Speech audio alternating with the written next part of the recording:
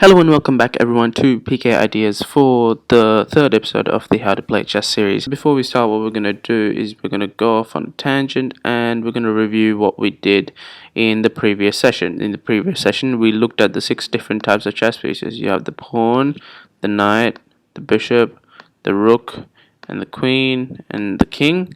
And the pawn is worth 1 pawn, the knight is worth 3 pawns, the bishop is worth 3 pawns, like so. The rook is worth 5 pawns, and the queen is worth 9 pawns. And then we talked about the king. The king was the most irreplaceable piece on the game. It does not have a value because if you lose the king, you lose the game. So that was the pieces, and then we talked about how to set up a chessboard. So we go to a starting position chessboard. And we see that the second rank is covered with pawns, so it's the 7th rank. Next in the corners are the rooks, next the knights, the bishops, the queen and the king. The queens always go on the same color as they are, so white queen goes in a light square, black queen goes in a dark square. The kings go on the opposite color which they are, so the white king goes on a black square and a black king goes in a white square. Next we talked about the 3 failed. First thing is the lower right hand corner has to be a light colored square. The next thing is that the queen and the king are on the proper squares, the queen on the light, the king on the dark for white, and the queen on the dark, the king on the light for black. And then the last thing was there's 3 squares from the queen to the edge of the board, 1, 2, 3, and the king to the edge of the board, 1, 2, 3. So now today what we're going to do is that we're going to look deeper into the chess pieces and how they move. So in this episode what we're going to do is we're going to look at the pawn specifically and how it moves. So let's get a blank chessboard, and we're just gonna take out a pawn. So this is a pawn. As we talked about before, a pawn is equal to 1 point. What we're gonna do is we're gonna find out how the pawn exactly moves. So here we have a pawn on the 2nd rank. As you can see, this is basically where pawns start in the whole game, on the 2nd or the 7th rank. So first of all, when the pawn is on the 2nd rank, there are 2 moves which can be done. So the pawn can either move forward 1 square or it can also move 2 squares. But keep in mind that this is only from the starting position of the pawn. So that is only on the 2nd and the 7th rank that it can have these 2 choices. But now let's see when the pawn is on a different rank, i.e. the 3rd rank. So from the 3rd rank, the pawn can only move 1 move, and that move is only 1 forward. So keep in mind that from the 2nd rank or from the starting position, the pawn can move 2 squares or 1 square forward, but from any other place in the board, it can only move 1 square forward. So now let's try a basic exercise. I will give you a square with the pawn, and you will try to find out what are the basic moves that the pawn can move. So let's go to the b5 square. What are the moves that the pawn can move? Alright, so this should have been pretty easy. As I said before, only when the pawn is on the 2nd rank will it be able to have the choice of moving either 2 squares or 1 square. But now when it's on the b5 square, it can only move 1 square. So b5 to b6 is the only move possible for the pawn. So now let's go on the h2 square. What are the possible moves that you can do here?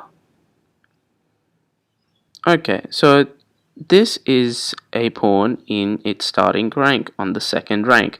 So here the pawn can move either 1 square or 2 squares. So the pawn can move to h3 or h4. If it's on the starting position, 2 choices. If it's not on the starting position, only 1 choice. Next, what we're going to do is we're going to talk about how pawns capture. Now here we'll have to look at 2 black pawns and a white pawn. And now we're going to say that the pawn moves forward to e4. Next, black moves forward to f5. So he moved the pawn from f7 to f5, which f7 is the starting position of the pawn. So it has 2 choices to either move to f6 or f5, and it moved f5. Okay, so now I'm going to teach you how pawns capture. Pawns can only capture diagonally 1 square forwards. So here the pawn can only capture like so. This pawn can capture the pawn on f5. Now if we go back here and move the pawn to e5, the pawn cannot capture the pawn on e5. This is an illegal move, so it's not really possible. The main theory of capturing 4 pawns is that they can only capture forwards 1 square diagonally. So if we take a position like this, the pawn can either capture the pawn on d5 or the pawn on f5. So now let's look at some simple exercises as to how the pawn captures.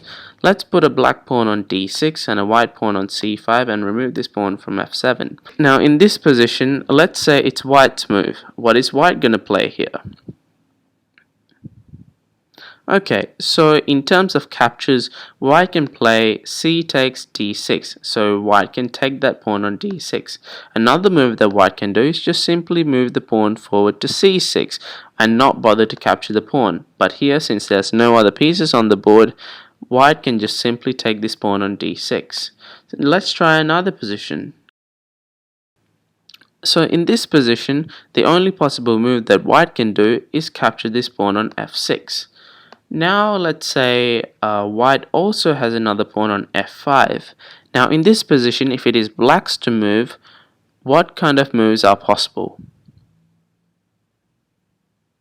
Okay, so the moves that are possible are f takes e5, like so, or e takes f5, like so. Notice here that the black pawns can't really move forward because the white pawns are stopping them. So if we have a position like so, then neither white nor black can actually make a move, simply because each other's pawns are stopping each other from moving forward or capturing. The thing about pawns is that the pawn cannot move backwards. It is the only piece which cannot move backwards in a chess game. So if you move the pawn forward to e4, the pawn cannot go back to e3. Okay. Now here is a bit of an advanced type of thing with pawns. Now if a pawn is in the starting position and another pawn is on the 4th rank from white side or the 5th rank from black side, there is a secret rule called en passant. Now how this happens is that when a white pawn is on the 2nd rank and a black pawn is on the 4th rank, if the white pawn and the black pawn are adjacent to each other, and on the first move white moves e4, then the black pawn can capture the pawn on e4 by doing f takes e3, and this pawn goes away. So this rule is called en passant. Now let's take this position for instance.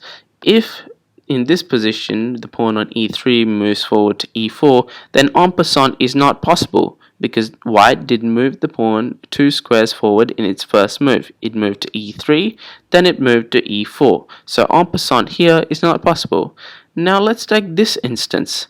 Here, if white plays d4, en passant is once again not possible, simply because the 2 pawns are not adjacent to each other.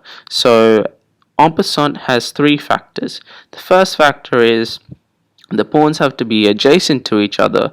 The next factor is that the pawn has to move from the 2nd rank to the 4th rank if white, and if black, the pawn has to move from the 7th rank to the 5th rank. So the pawn has to move 2 squares forward on its first move. And then the final ruling is that en passant is only possible for 1 move. So here let's take this position where black has an extra pawn on g7 and white has an extra pawn on a2. Let's just say that white plays d4 in this position. Now let's say that black forgets about en passant and plays something like g5. And if white plays a3 here, black cannot play en passant, simply because in the previous move the pawn didn't move forward 2 squares. So you have to always make sure that straight after the pawn moves 2 squares forward, you take that pawn straight away. Otherwise, you will never get that chance ever in the game. So those are the 3 factors of en passant. Now, let's take a simple exercise over here. Let's put black over here, like so. And now in this position, black plays d5. So for white, what is the en passant move that white can do? Okay, so if you figured it out, the en passant move that he can do is e takes d6 and simply take this pawn away. Now here in this position once again, if black plays f5, then what is the en passant move that white can do? Yep, so e takes f6, the pawn on f5 goes away, and that is the move that white can do. So now let's take this position, a slight variant of the one before, but now here black plays f5. What is the move that white can do in this position? Okay, so if you figured it out, the moves that white can do in this position are, first of all, he can either move forward this pawn over here or over here to a3 or a4, and he can also move the e pawn to e takes d6 or playing e6. Notice here that white cannot play e takes f6 simply because the pawn was on f6 in the previous move and it only moved one square forward to f5, so white cannot take straight away. So that is pretty much the en passant rule. Those were the exercises. Alright, so now the last thing to do with the pawns is a special move which you call pawn promotion. So in chess there are 8 pawns, and the reason why you have that is because they increase your chances in winning. So if we take a pawn over here and if we take a pawn over here, we can see that the path of these 2 pawns are completely free. Now what happens when the pawn moves forward here to e4, e5, e6, e7 and reaches here, while the black pawn reaches the same way to h2? What happens in the next move? Now pawns can't go on the back rank technically and remain there. So what they have to do is when they reach the back rank, they have the right to choose any other piece excluding the king as well as the pawn. So you can be a knight, a bishop, a rook or a queen. So here white can play e8 into a knight, a bishop, a rook or a queen. So that is the most important thing to do with the pawn. The pawn can become anything that he wants to. Any of the other pieces in the chessboard do not have the same property, and hence they don't have as much value. So always make sure that you don't lose many pawns in the opening and the middle game. So that is the pawns. And here in terms of black can just play h1, either get a queen, a rook, a bishop, or a knight. Okay, so that is pawn promotion. Now I'll give you a small exercise. Let's say here, and let's put the other pawn over here. And now it's black's turn to play. What is the best move? Okay, so the best move is obviously going to d1 and then promoting to a queen. Now the reason why promoting to a queen is the best, because remember way back in the previous episode we talked about how the queen is worth 9 pawns and the rook is worth 5, knight is worth 3, bishop is worth 3. So the queen is the most valued piece, so we promote to a queen. Now in the same position it's white's turn to play. What does white play? Okay, so you would have guessed it, so pawn promote and then to a queen. And so that is pretty much everything in terms of pawns. As of the moment, there's some more complicated stuff about pawn structures and so on and so forth, but we can get to that later. But in terms of this video, please leave a like if you enjoyed the video. Go down below to the comment section and tell me who you are and where you're from, because I really appreciate my audience and I really want you to engage with each other as well. So please go ahead and do that. If you haven't already, please subscribe and hit that notification button, the little bell that appears after you subscribed, because the reason is that you should get notifications every time that I upload, because this is important material if you're learning chess.